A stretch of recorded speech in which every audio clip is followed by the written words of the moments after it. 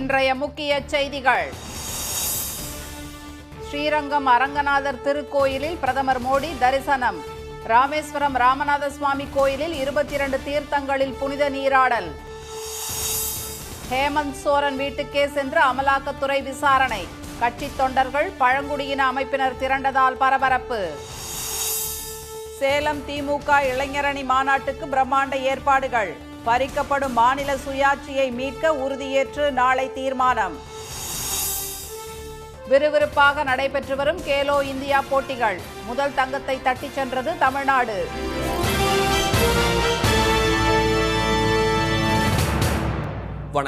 வணக்கம். ஸ்ரீரங்கம் அரங்கநாதர் திருக்கோயிலில் தரிசனம் செய்த பிரதமர் திரு மோடி கம்பர் ராமாயணத்தை அரங்கேற்றிய கம்பர் மண்டபத்தில் அப்பாடல்களை கேட்டு ரசித்தார். தமிழ்நாட்டில் 3 நாட்கள் சுற்றுப்பயணம் மேற்கொண்டுள்ள அவர் சென்னையில் நேற்று பிரம்மாண்டமாக நடைபெற்ற நிகழ்ச்சியில் கேலோ இந்தியா போட்டிகளை தொடங்கி வைத்தார். பின்னர் கிண்டி ஆளுநர் மாளிகையில் நேற்றிரவு தங்கிய பிரதமர் இன்று தனி விமானம் மூலம் திருச்சி சென்று அங்கிருந்து ஹெலிகாப்டர் மூலம் கொள்ளிடம் சென்றார்.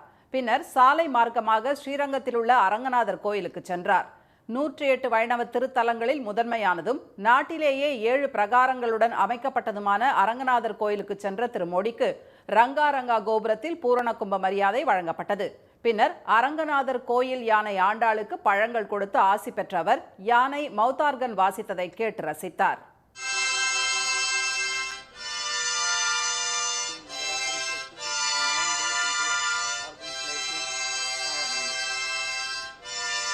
அரங்கநாதரை வழிபட்ட பிரதமர் திரு மோடி பின்னர் கருடாழ்வார், சக்கரத்தாழ்வார், பட்டாபிராமர் சன்னதிகளில் தரிசனம் செய்தார். அதைத் தொடர்ந்து ராமாயணத்தை கம்பர் அரங்கேற்றம் செய்த கம்பர் மண்டபத்தில் நடந்த பாராயணத்தை அவர் கேட்டு மகிழ்ந்தார். விளையாட்டு உடையார் அவர் தலைவர் அன்னவர்க்கே சரணாங்களே உலகம் யாவையும் தாமுளவாக்கலும் சரணாங்களே. அரங்கநாதர் கோயில் தரிசனம் முடிந்து திருச்சியிலிருந்து ராணுவ ஹெலிகாப்டர் மூலம் ராமேஸ்வரம் சென்ற திரு மோடி அங்கு அக்னி தீர்த்த கடலிலும் திருக்கோயிலில் உள்ள 22 புனித தீர்த்தங்களிலும் புனித நீராடினார். அதைத் தொடர்ந்து ராமநாத சுவாமி பர்வதவர்தினி அம்பாளுக்கு கங்கை அபிஷேகம் செய்து அவர் வழிபட்டார். பின்னர் ராமநாத சுவாமி திருக்கோயில் 3ஆம் பிரகாரத்தில் நடைபெற்ற ராமாயண சொற்பொழிவில் திரு மோடி கலந்து கொண்டார். இன்றிரவு ராமேஸ்வரம் ராமகிருஷ்ணா மடத்தில் தங்கும் பிரதமர் நாளை காலை தனுஷ்கோடி அரிச்சல் முனையில் உள்ள கோதண்டராமர் கோயில் பூஜையில் பங்கேற்ற பின் ஹெலிகாப்டர் மூலம் மதுரை விமான நிலையம் திரும்பி அங்கிருந்து டெல்லி புறப்பட்டுச் செல்கிறார். ஜார்க்கண்ட் முதலமைச்சர் திரு ஹேமந்த் சோரனுக்கு 8 முறை சம்மன் அனுப்பியும் அவர் ஆஜராகாத நிலையில் அவரது இல்லத்துக்கு சென்று அமலாக்கத்துறையினர் வாக்குமூலம் பதிவு செய்ததால் பரபரப்பு நிலவுகிறது. ஜார்க்கண்ட் மாநில முதல்வரும் ஜார்க்கண்ட் முக்தி மோர்ச்சா கட்சியின் செயல் தலைவருமான திரு ஹேமந்த் சோரன் நில மோசடி மற்றும் சட்டவிரோத பண பரிமாற்றத்தில் ஈடுபட்டதாக அமலாக்கத்துறை வழக்கு பதிவு செய்துள்ளது. இந்த வழக்கில் திரு சோரனின் நெருங்கிய நண்பர் திரு மிஸ்ரா உள்ளிட்ட 3 பேர் கைது செய்யப்பட்டுள்ளனர். இதற்கு கடும் எதிர்ப்பு தெரிவித்துள்ள JMM கட்சியும் ஜார்க்கண்ட் மாநில பழங்குடியின அமைப்புகளும் மத்திய விசாரணை அமைப்புகள் மூலம் ஜார்க்கண்ட் அரசுக்கு பாஜக மறைமுகமாக நெருக்கடி கொடுப்பதாக குற்றம் சாட்டி வருகின்றன. இந்த சூழ்நிலையில் இவ்வழக்கு தொடர்பான கேள்விகளுக்கு பதிலளிக்க நேரில் ஆஜராகுமாறு திரு ஹேமந்த் சோரனுக்கு அமலாக்கத்துறை 7 முறை சம்மன்கள் அனுப்பியும் அவர் ஆஜராகவில்லை. இந்நிலையில் 8வது முறையாக அமலாக்கத்துறை சார்பில் கடந்த வாரம் அனுப்பப்பட்ட சம்மனுக்கு பதிலளித்த அவர் 20ஆம் தேதி தமது வீட்டில் வைத்து வாக்குமூலத்தை பதிவு செய்து கொள்ளலாம் என்று கூறியிருந்தார். இதையடுத்து ராஞ்சியில் உள்ள அவரது இல்லத்துக்கு சென்று மத்திய பாதுகாப்பு படையினருடன் சென்ற அமலாக்கத்துறை அதிகாரிகள் திரு ஹேமந்த் சோரனிடம் விசாரணை நடத்தினர். அப்போது அவரது வாக்குமூலத்தை அவர்கள் பதிவு செய்தனர். அமலாக்கத்துறை அதிகாரிகள் நடவடிக்கைகளுக்கு எதிர்ப்பு தெரிவித்து JMM மற்றும் கூட்டணி கட்சிகளின் MLAக்கள் மற்றும் தொண்டர்கள் பழங்குடியின மக்களின் அமைப்புகள் முதலமைச்சர் வீடு முன் திரண்டதால் பதற்றம் நிலவியது. காங்கிரஸ், ராஷ்டிரிய ஜனதா தளம் MLAக்களும் அங்கே கூடியதால் பரபரப்பு நிலவியது. இதையடுத்து திரு சோரனின் வீட்டை சுற்றி 3 அடுக்கு பாதுகாப்பு போடப்பட்டது. விசாரணை முடியும் வரை முதல்வர் இல்லம் அருகே போக்குவரத்துக்கு கட்டுப்பாடுகள் விதிக்கப்பட்டுள்ளன. போராட்டம் நடந்தால் கட்டுப்படுத்த வசதியாக தண்ணீர் பீச்சி அடிக்கும் வாகனங்களும் தீயணைப்பு வாகனங்களும் அங்கே நிறுத்தப்பட்டுள்ளன. மதுபான கொள்கை வழக்கில் டெல்லி முதலமைச்சர் திரு கெஜ்ரிவாலும் அமலாக்கத்துறை 4 முறை சம்மன் அனுப்பியும் புறக்கணித்து வருவது குறிப்பிடத்தக்கது. சேலத்தில் நாளை நடைபெறவுள்ள திமுக இளைஞரணி மாநில மாநாட்டுக்கு பிரம்மாண்டமான ஏற்பாடுகள் செய்யப்பட்டுள்ளன. திமுக இளைஞரணியின் 2வது மாநில உரிமை மீட்பு மாநாடு என்ற பெயரில் சேலத்தை அடுத்த வெத்தநாயக்கன் பாளையத்தில் நாளை நடக்கிறது. இதில் பங்கேற்பதற்காக திமுக தலைவரும் முதலமைச்சருமான திரு மு க ஸ்டாலின் இன்று மாலை சேலம் வந்தார். மாநாட்டு பந்தல் அமைந்துள்ள இடத்திற்கு வந்து மாநாட்டு சுடரை ஏற்றி வைத்த பின் மாநாட்டு வளாகத்தில் அமைக்கப்பட்டுள்ள முரசொலி அரங்கத்தில் புகைப்பட கண்காட்சியை அவர் திறந்து வைக்கிறார். தமிழகம் முழுவதும் நீட் தேர்வுக்கு எதிராக சுற்றுப்பயணம் சென்ற மோட்டார் சைக்கிள் ஊர்வலம் மாநாட்டிற்கு வருகை தர உள்ளது. அதைத் தொடர்ந்து 1000 ட்ரோன்கள் பங்கேற்கும் நிகழ்வை திரு ஸ்டாலின் பார்வையிடுகிறார். நாளை காலை 9 மணி அளவில் திமுக இளைஞரணி சார்பில் மாநில உரிமை மீட்பு மாநாட்டை திரு ஸ்டாலின் தொடங்கி வைக்கிறார்.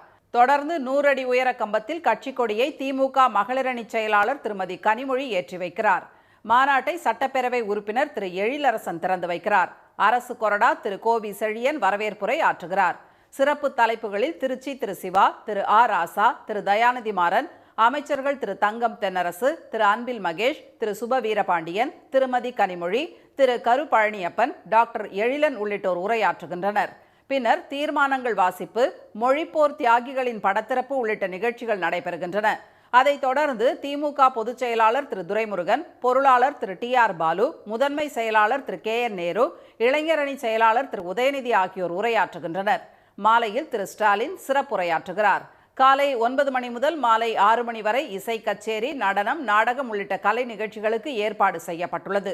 மாநாட்டு பந்தலில் 1.25 லட்சம் பேர் அமரும் வகையில் இருக்கைகள் அமைக்கப்பட்டுள்ள நிலையில் 5 லட்சம் பேர் பங்கேற்பார்கள் என எதிர்பார்க்கப்படுகிறது. தமிழகத்தின் பல்வேறு பகுதிகளிலிருந்து மாநாட்டுக்கு வரும் வாகனங்கள் GPS மூலம் மாநாட்டு திடலை அடையவும் ஏற்பாடுகள் செய்யப்பட்டுள்ளன. மாநாட்டில் மாநில சுயாட்சி மற்றும் மாநிலத்தின் உரிமைகளை மீட்டெடுப்பதை வலியுறுத்தி பல்வேறு தீர்மானங்கள் நிறைவேற்றப்பட உள்ளன. கேலோ இந்தியா போட்டிகளில் முதல் தங்கப்பதக்கத்தை தமிழ்நாடு அணி வென்றது. இந்த ஆண்டுக்கான கேலோ இந்தியா இளைஞர் விளையாட்டுப் போட்டிகளின் தொடக்க விழா சென்னை நேரு விளையாட்டரங்கில் நேற்று பிரம்மாண்டமாக நடைபெற்றது. சென்னை ராஜரத்தினம் விளையாட்டு மைதானத்தில் நடைபெற்ற யோகா போட்டியில் ரிதமிக் பேர் பிரிவில் தமிழ்நாட்டைச் சேர்ந்த சர்வேஷ், தேவேஷ் ஆகியோர் தங்கம் வென்று அசத்தினர். அவர்கள் 127 புள்ளிகள் பெற்றனர். யோகா போட்டியின் ரிதமிக் பேர் மகளிர் பிரிவில் தமிழ்நாட்டின் ஷிவானி, ஓவி ஆகியோர் வெண்கலம் வென்றனர். அஸ்ஸாம் மாநிலத்தில் திரு ராகுல் காந்தி நடத்தி வரும் ஒற்றுமை பயணத்தின் மீது நடத்தப்படும் தாக்குதல்களால் காங்கிரஸை பயமுறுத்த முடியாது என்று அக்கட்சித் தலைவர் திரு மல்லிகார்ஜுன கார்கே தெரிவித்துள்ளார். மணிப்பூர் மாநிலத்திலிருந்து காங்கிரஸ் MP திரு ராகுல் காந்தி தலைமையில் கடந்த 14ஆம் தேதி தொடங்கிய இந்திய ஒற்றுமை மற்றும் நீதிக்கான பயணம் நாகாலாந்து வழியாக அஸ்ஸாம் மாநிலத்தின் லக்கிம்பூர் பகுதியை சென்றடைந்தது. அங்கு சாலையின் இருபுறமும் திரண்டு நின்ற மக்கள் மலர்களை தூவி அவருக்கு உற்சாக வரவேற்பு அளித்தனர். பயணத்தின் போது பேசிய திரு ராகுல், இந்தியாவிலேயே ஊழல் மிகுந்த அரசு அஸ்ஸாம் மாநில பாஜக அரசுதான் என விமர்சித்தார். நீலகிரி மாவட்டம் குன்னூரில் மத்திய அரசின் புதிய வாகன சட்ட திருத்த மசோதாவை கண்டித்து லாரி ஓட்டுநர்கள் வேலை நிறுத்தத்தில் ஈடுபட்டுள்ளதால் சரக்கு போக்குவரத்து முடங்கியுள்ளது. இந்திய தண்டனை சட்டம் பெயர் மாற்றி திருத்தம் செய்யப்பட்டதை அடுத்து பாரதிய நியாய சன்ஹிதாவின் 106வது பிரிவு விபத்து ஏற்படுத்தி தப்பிச் செல்லும் வாகன ஓட்டிகளுக்கு 10 ஆண்டு சிறை தண்டனையும் 7 லட்சம் ரூபாய் அபராதமும் விதிக்க வகை செய்கிறது. இதை கண்டித்து பல்வேறு மாநிலங்களில் லாரி ஓட்டுநர்கள் தொடர் போராட்டங்களை நடத்தி வருகின்றனர். குன்னூரில் லாரி ஓட்டுநர்கள் வேலை நிறுத்தத்தில் ஈடுபட்டுள்ளதால் 18 கோடி ரூபாய் மதிப்புள்ள தேயிலை தூள் தேக்கமடைந்துள்ளது. இந்த சட்டத்தின்படி எளிதில் ஜாமீன் பெற முடியாது என்பதால் கடுமையான பாதிப்பு ஏற்படும் என்று லாரி ஓட்டுநர்கள் தெரிவித்தனர். ஓட்டுநர் உரிமம் உள்ள அத்தனை பேருக்கும் 106(2) சட்டம் செயல்படும். ஹைகோர்ட்லேயும் சுப்ரீம் கோர்ட்லேயும் தான் ஜாமீன் கிடைக்கும். ஓட்டி ஆக்சிடென்ட் ஆயிடுச்சுன்னா நமக்கு இந்த சட்டம் பாயுங்க. இந்த சட்டம் நிறைவேற்றப்படலைன்னு சொல்லி எல்லாம் பொருளை கிளப்பிட்டு இருக்காங்க. நிறைவேற்றப்பட்டு 7 கேஸ் இதன் மூலமாக பதிவு பண்ணியிருக்காங்க. 7 கேஸுக்கு தண்டனை வழங்கப்பட்டிருக்குதுங்க. குன்னூரிலிருந்து வெளி மாவட்டங்களுக்கும் பிற மாநிலங்களுக்கும் நூற்றுக்கணக்கான லாரிகளில் மலை காய்கறிகள் கொண்டு செல்லப்படும். தற்போது வேலை நிறுத்தம் காரணமாக காய்கறி அறுவடை பாதிக்கப்பட்டுள்ளது. பரபரப்பாக காணப்படும் கேரட் கழுவும் இயந்திர கூடங்களும் வெறிச்சோடி உள்ளன. இனி வருவது செய்தி துளிகள். இஸ்ரேல் பாலஸ்தீன பிரச்சினைக்கு இரு நாடுகள் என்ற தீர்வுக்கு இந்தியா ஆதரவு தெரிவித்துள்ளது. உகாண்டா தலைநகர் கம்பாலாவில் அணிசேரா நாடுகளின் மாநாட்டில் காசா பிரச்சினை எழுப்பப்பட்டது. அங்கு இஸ்ரேல் ராணுவ தாக்குதலுக்கு உறுப்பு நாடுகள் கண்டனம் தெரிவித்தன. தமிழ்நாடு அரசு போக்குவரத்து கழகங்களின் சார்பில் 100 பேருந்துகளை பொதுமக்கள் பயன்பாட்டுக்காக முதலமைச்சர் திரு மு.க. ஸ்டாலின் தலைமைச் செயலகத்திலிருந்து தொடங்கி வைத்தார். விழுப்புரம் அரசு போக்குவரத்து கழகத்துக்கு 40, கோவைக்கு 40, கும்பகோணத்துக்கு 10, மதுரை, நெல்லை போக்குவரத்து கழகங்களுக்கு தலா 5 புதிய பேருந்துகள் இயக்கப்பட்டன. 635 கோடி ரூபாய் மதிப்பீட்டில் புதிதாக 1666 பேருந்துகளை கொள்முதல் செய்து இயக்குவதன் முதல் கட்டமாக 100 பேருந்துகள் இன்று பயன்பாட்டுக்கு கொண்டு வரப்பட்டுள்ளன. எஞ்சியுள்ள பேருந்துகள் அடுத்த 2 மாதங்களில் பயன்பாட்டிற்கு கொண்டு வரப்பட உள்ளன. ஆளுநர் மாளிகை முன்பு பெட்ரோல் குண்டு வீசிய வழக்கில் தேசிய புலனாய்வு முகமையின் குற்றப்பத்திரிகையில் ஆளுநரை தாக்க முயற்சித்தல் அல்லது தடுத்தல் என்ற குற்றச்சாட்டும் சேர்க்கப்பட்டுள்ளது. கடந்த அக்டோபர் 25ஆம் தேதி பெட்ரோல் குண்டு வீசிய ரவுடி கருக்கா வினோத் மீது பூவிருந்தவல்லி நீதிமன்றத்தில் NIA தாக்கல் செய்த 680 பக்க குற்றப்பத்திரிகையில் 124வது சட்டப்பிரிவும் சேர்க்கப்பட்டுள்ளது. அதாவது ஆளுநரை தாக்க முயற்சித்தல் அல்லது தடுத்தல் என்ற குற்றமும் கருக்கா வினோத் மீது சுமத்தப்பட்டுள்ளது.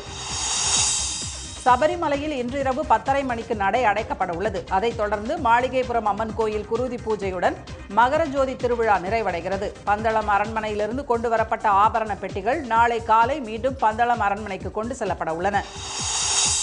திருப்பரங்குன்றம் தைப்பூச தெப்பத் திருவிழாவின் 9ஆம் நாளான இன்று தேரோட்டம் நடைபெற்றது. கொட்டும் மழையில் பக்தர்கள் வடம் பிடித்து இழுத்தனர்.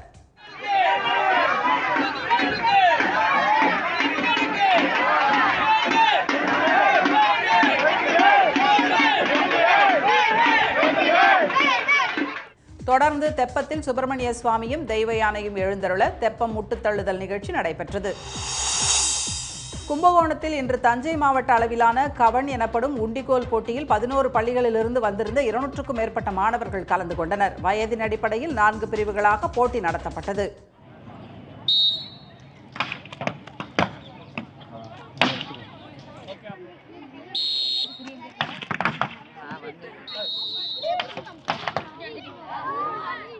முற்காலத்தில் தற்காப்புக்கும் வேட்டைக்கும் பயன்படுத்தப்பட்ட இதன் மூலம் ஒரு பொருளை குறிவைத்து அடிப்பதால் நினைவாற்றல் அதிகரிக்கும் என்று கூறப்படுகிறது. போட்டியில் 5 வாய்ப்புகளில் அதிக புள்ளிகள் பெற்றவர்களுக்கு பதக்கமும் சான்றிதழ்களும் வழங்கப்பட்டன. ஊடக வெளிச்சத்துக்காக சுத்தமாக இருக்கும் கோயில்களை பாஜக மாநில தலைவர் திரு அண்ணாமலை தூய்மை செய்வது விந்தையாக இருப்பதாகவும் அதற்கு ஆளுநர் திரு ரவி வாளி எடுத்துக்கொண்டு துணை போவதாகவும் அமைச்சர் திரு சேகர்பாபு விமர்சித்துள்ளார். செங்கல்பட்டு மாவட்டம் திருப்போரூர் கந்தசாமி கோயிலில் நாள் முழுவதும் அன்னதானம் திட்டத்தை தொடங்கி வைத்த அவர் சென்னை பாம்பன் சுவாமி கோயிலில் திரு அண்ணாமலை தூய்மை பணி மேற்கொண்டது பற்றிய கேள்விக்கு பதிலளித்தார். சுத்தப்படுத்துவதற்கு எதற்காக என்றால் மீடியா போக்கஸுக்காக செய்து கொண்டிருக்கின்றார்கள். சுத்தமாக இருப்பதையே சுத்தம் செய்வது விந்தை அந்த கட்சியில் தான் நடந்து கொண்டிருக்கின்றது. அதற்கு ஆளுநர் அவரும் துணை போய் அவரும் ஒரு புறத்தில் வாளியையும் எடுத்துக்கொண்டு சுத்தம் செய்கிறேன் என்று புறப்பட்டிருக்கின்றார். இதனிடையே சென்னை சிந்தாதிரிப்பேட்டை ஆதிகேசவ பெருமாள் கோயிலில் பாஜக தேசிய செயற்குழு உறுப்பினர் திருமதி குஷ்பு தூய்மை பணியை மேற்கொண்டார். தூத்துக்குடி நாட்டுப்படகு மீன்பிடி துறைமுகத்தில் மீன் வரத்து குறைந்ததால் விலை அதிகரித்தது. திரேஸ்புரம் துறைமுகத்துக்கு குறைவான படகுகளை கரை திரும்பின. மீன்களை வாங்க கூட்டம் அலைமோதிய நிலையில் சீலா மீன் கிலோ 800 ரூபாய் வரையும், விளை மீன் 100 ரூபாய் உயர்ந்து கிலோ 500 ரூபாய் வரையும் விற்கப்பட்டன. திண்டுக்கல் மலர் சந்தைக்கு பனிப்பொழிவின் காரணமாக பூக்கள் வரத்து குறைந்ததால் விலை அதிரடியாக உயர்ந்தது. மல்லிகை கிலோ 5000 ரூபாய், முல்லை 2000 ரூபாய், கனகாம்பரம், ஜாதிப்பூ ஆகியவை 1500 ரூபாய் என விற்பனையாகின. ஈரோடு மாவட்டம் சத்தியமங்கலம் மலர் விவசாயிகள் சங்கத்தில் மல்லிகைப்பூ கிலோ 2000 ரூபாய் உயர்ந்து 5120 ரூபாய்க்கு விற்கப்பட்டது. குமரி மாவட்டம் தோவாளை மலர் சந்தையில் முகூர்த்த நாளையொட்டி விலை அதிகரித்து மல்லிகைப்பூ 3000 ரூபாய், பிச்சிப்பூ 2500 ரூபாய் என விற்பனை நடைபெற்றது. தமிழகத்தில் சில இடங்களில் லேசான மழை பெய்தது. மதுரையில் மாட்டுத்தாவணி, கோரிப்பாளையம் உள்ளிட்ட பகுதிகளில் சாரல் மழை பெய்தது. திருப்பரங்குன்றம் மற்றும் சுற்றுவட்டார பகுதிகள், மேலூர், கொட்டாம்பட்டி, கீழவளவு உள்ளிட்ட இடங்களிலும் லேசான மழை பெய்தது. சிவகாசியில் சிறிது நேரம் தூறல் விழுந்தது. இதனிடையே கிழக்கு திசை காற்றின் வேக மாறுபாட்டால் நாளை தென் தமிழகம், டெல்டா மாவட்டங்களில் லேசானது முதல் மிதமானது வரை மழைக்கு வாய்ப்புள்ளதாக சென்னை வானிலை மையம் தெரிவித்துள்ளது. இன்றைய வர்த்தக முடிவில் மும்பை பங்குச்சந்தை குறியீட்டு எண் சென்செக்ஸ் 260 புள்ளிகள் குறைந்து 71424 புள்ளிகளாக இருந்தது. தேசிய பங்குச்சந்தை குறியீட்டு எண் நிஃப்டி 51 புள்ளிகள் குறைந்து 21572 புள்ளிகளாக நிறைவடைந்தது. சென்னையில் இன்று ஆபரண தங்கத்தின் விலை சவரனுக்கு 120 ரூபாய் அதிகரித்து 46600 ரூபாயாகவும், 1 கிராம் 5825 ரூபாயாகவும் உள்ளது. வெள்ளி விலை கிராமுக்கு 20 காசுகள் குறைந்து 77 ரூபாயாக உள்ளது. மீண்டும் இன்றைய முக்கிய செய்திகள். ஸ்ரீரங்கம் அரங்கநாதர், ராமேஸ்வரம் ராமநாத சுவாமி திருக்கோயில்களில் பிரதமர் மோடி தரிசனம் செய்தார். சேலத்தில் நாளை நடைபெறும் திமுக இளைஞரணி மாநில மாநாட்டுக்கு பிரம்மாண்டமான ஏற்பாடுகள் செய்யப்பட்டுள்ளன.